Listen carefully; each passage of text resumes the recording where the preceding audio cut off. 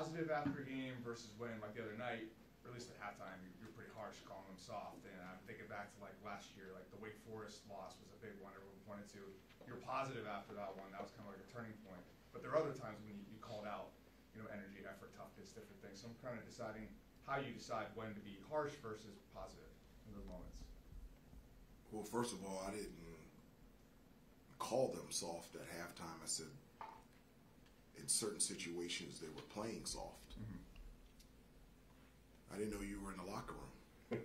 Well, it was a big discussion after the game. It sounded like, regardless of the semantics of it, the word was used, and that was a motivating factor for the team. Well, but it could be referenced in any different way. I mean, sure. It's important to not only understand what has actually been said, but I think it's also important to understand the context in which it was said. That paints the clear picture. What I was excited about in regards to our response in the second half, that I felt like our energy and our effort and our passion on the defensive end got better, which resulted in us getting stops on the defensive end and then allowed us to get to the offensive end and attack the basket through post and penetration and offensive rebounds. And even though we didn't get as many offensive rebounds as I wanted, I really felt like the way that Caleb and RJ and Leaky and all of our wing players attacked the basket, and the way that Armando worked so hard and demanded the ball and got the ball where he wanted to, they were fantastic in the second half, and I was very, very proud of them. Armando mentioned after the game the other night that he personally was not happy with how he was integrating Pete into the offense, and he thought that there were opportunities that he had to get Pete more looks, to get him easier opportunities and things. Is that something that you're seeing as well, and how do you sort of continue working on the process of getting Pete to where he needs to be? Well, first of all, we've only played 2 games. I mean, he's been here in our program for 3.5 months, and because of his play and because of his personality, it feels as if he's been here 4 years. And so Pete, and I've said this, and I've been straightforward and direct before, I can't believe he's here. I can't believe he's not in the NBA. Where the game is gone in terms of mobile and versatile bigs that can guard 1 through 5, can handle the ball, can make plays on the perimeter, shoot threes, finish around the basket, attack the offensive glass. He's somebody that can do that on a consistent basis, and I'm not worried about Pete at all. And I'm so thankful that he's a part of this team and a part of this program, and he is a huge, huge piece for us to be the team that we want to become, and I'm glad he's here at Carolina. Hubert, along with pairing them together in practice and things like that, what are some of the things you do to try and facilitate? Because Armando, it seems like he's had a different front court partner. He has every year, and so I'm just trying to get at what helps facilitate them, getting the continuity together. Well, I think it's a combination of things. I think it's time spent away from the court, having a clear understanding of, just getting to know each other. That's one of the things that why I require the guys to stop by the office at least 3 times a week, and we can't talk basketballs, because I always tell the guys I can't coach you unless I know you, and you can't play for me unless you know me. And so the only way I can get to know you and you can get to know me is we need to spend time together, and that's the same way for our players. And so I know Armando and Pete spend a lot of time together outside of the court, understanding their tendencies and personalities that make it easier to complement each other out there on the floor. And just like last year, with Armando and Brady, that chemistry continued to develop throughout the season, and that's what is being done right now, and I expect to continue to improve during this season with Armando and Pete. How have you seen Caleb change since when he got here, as far as how he self-evaluates, how he goes through film and applies critiques to improving his game? He's been great. He's been unbelievable. his maturity, his growth, not just in his game, but just his relationships with teammates, his ability to just continue to bounce back. I just, like, I give you an example. His defense in the second half was just huge for us against College of Charleston. He had 6 assists and 1 turnover. He had 6 rebounds. 2 years ago, one of the things that I told Caleb was like, he was a huge impact in a positive way for us in a number of different ways. It wasn't just scoring. It was distributing. It was defense. It was rebounding. And I have always felt this way. Caleb is a basketball player that can affect the game and help out his team in many different areas on both ends of the floor. And that was on display against College of Charleston. And my expectation of him is to be able to do that every game this season. Can you give an example in his game of an intangible area that isn't the stuff that we see on the surface that has really gotten a lot better and that is sort of the driving force behind the rest of his game getting better? As I said before, one of the things that he stops by the office more than 3 times a week. He does, and that's something that shows his maturity and his growth. Stops by not just my office, but all the assistant coaches' offices, and developing that relationship with all of us and spending more time with us is something that's really important to him. One of the things that's very important to Caleb is to be a great teammate, and he is a great teammate. And I'm just it's pretty cool to have him here for 3 years. It's really cool to have a front row seat to be able to see that growth. And I love coaching him, and I love being around him every day. You talked about the burden of expectations a little bit weighing on the team after Charleston. Have you seen that relax at all since the last game, or any change? Or do you still feel like that's kind of there? No, I mean, I think, I think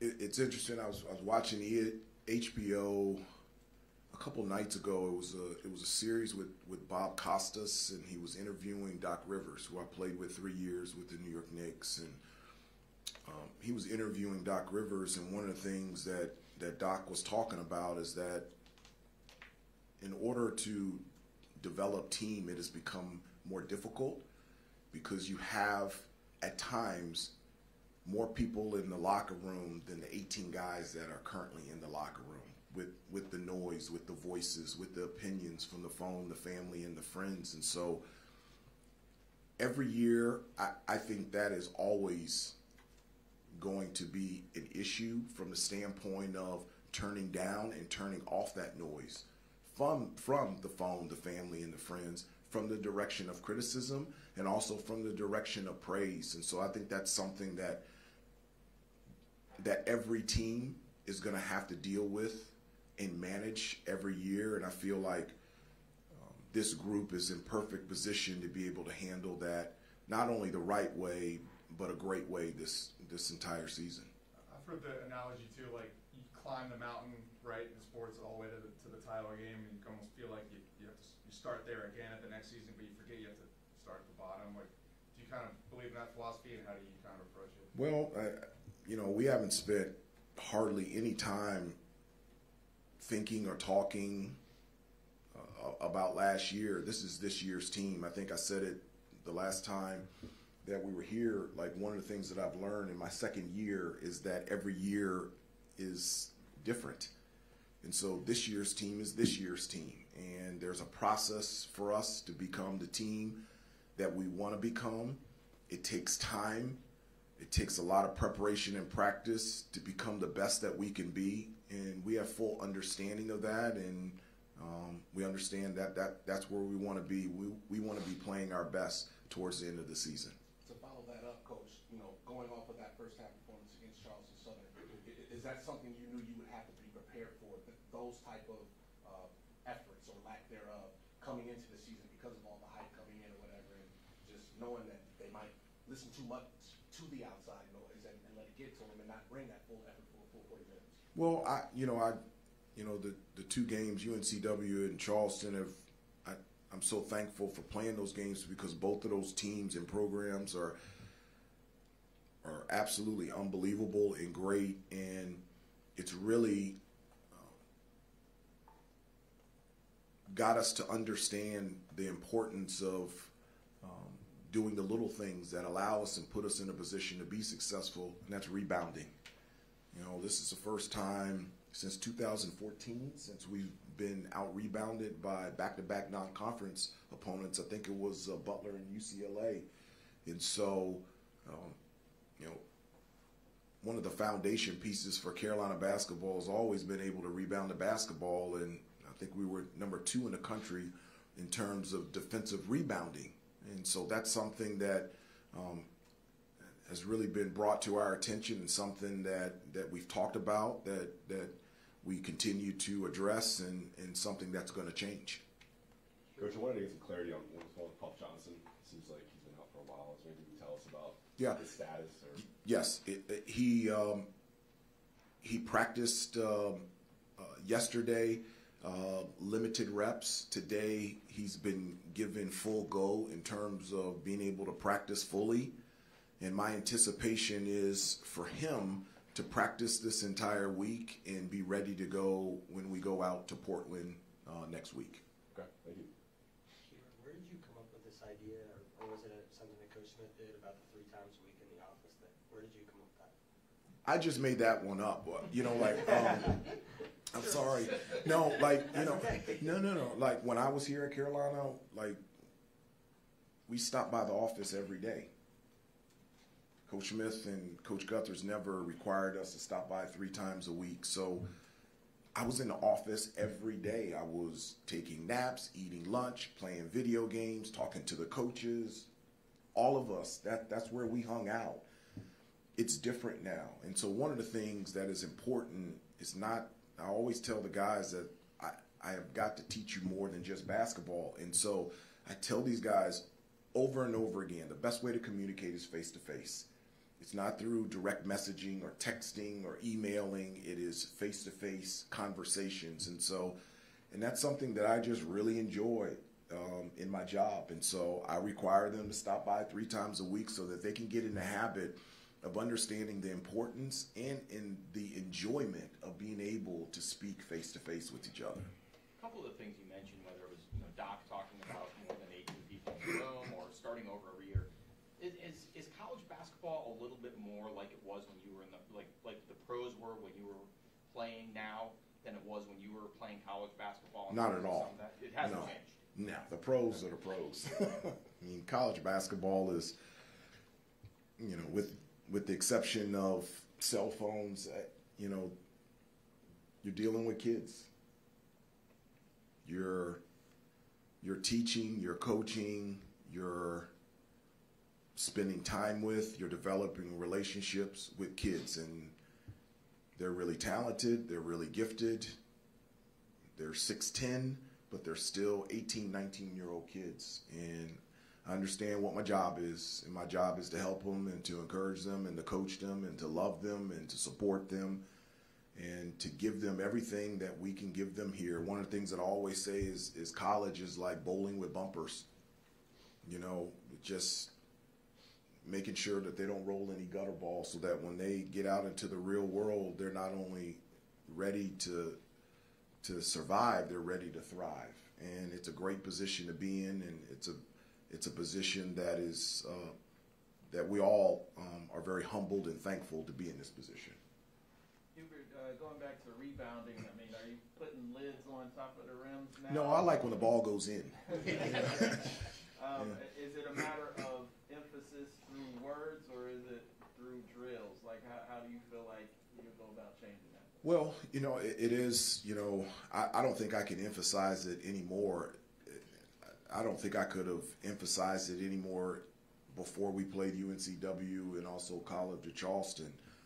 To me, you can talk about technique. I think, in terms of rebounding, it's all about a desire, a willingness, a toughness, to get the ball, whether it's from a defensive standpoint or getting to the offensive glass. To me, one of the things that I think maybe has contributed to it is almost a surprise that teams are going to the offensive glass. A lot of times they don't, because they're fearful, one, because we're such a great defensive rebounding team, and two, their fear of us in transition. And the last couple of games, UNCW and College of Charleston, have shown us that we have to get back to the basics and fundamentals of boxing out and pursuing the ball and having a toughness and a willingness to get those 50-50 balls that we talk about should always be North Carolina, and be able to change the way that we've been rebounding the last couple of games. Time for two more quick ones. Despite it being early in the season, we've seen a lot of action from players like Seth Trimble. How does the freshman class add into the growth this season, and how will that dynamic change once Jalen Washington is here? Well, I just love them being here, and they've made such a impact on our team in a positive way, not only on the court but in the locker room. You can see, the ability that Seth brings to the table, his athleticism. He can change a game and be a factor on both ends of the floor. I think he's terrific picking up full court and defending the ball handler. And so he's been huge for us, and I look for him to get even more minutes.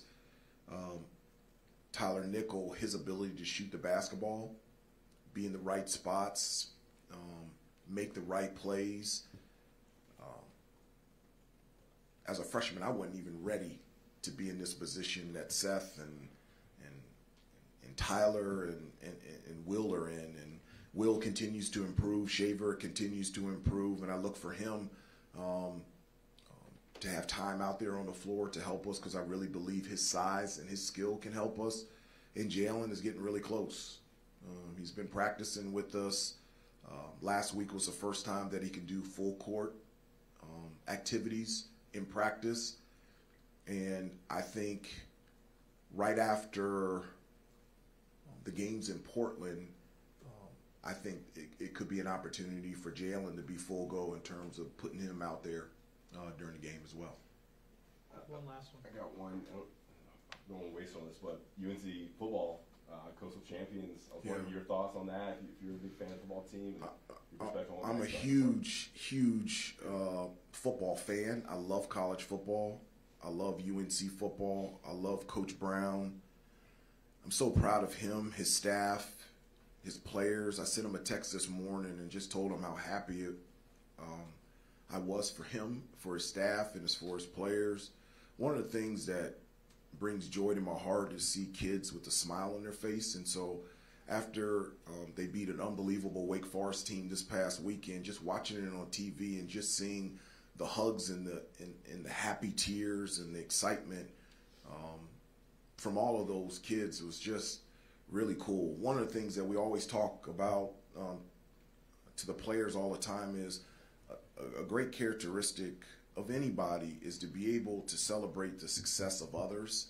And so to see Coach Brown and UNC football be successful this year puts a smile not only on my face but everyone else's faces, and seeing our field hockey team and women's soccer team. It's just I'm really, really proud of Coach Brown and be cheering for him this weekend against Georgia Tech. I imagine a relationship with the May family for multiple reasons. Like May. Oh my gosh, yeah, and then so to have Bo on the team, and anytime we schedule practice. When do they play at 12 noon? It was a couple weeks ago, so we practiced at 10 so that we can make sure that we were done with practice. So I think it was Virginia. They were playing at noon, and we had practice at 10 a.m. So to make sure that we were done with practice so that all of us could support the Carolina football team when they were playing at Virginia, and so that Bo can watch his brother. And I did real quickly just wanted to comment on what happened at the University of Virginia. It's just made me very, very sad. I'm a father of 3. My oldest son is in college, and I just can't imagine, and I don't want to imagine as a parent getting that type of phone call. So I just wanted to say I'm very sad for the University of Virginia, and specifically their football program, and I just wanted to speak on their behalf. Thank you, Coach. Appreciate it, Thanks, Coach. everybody. Yeah. Thank you. Thanks.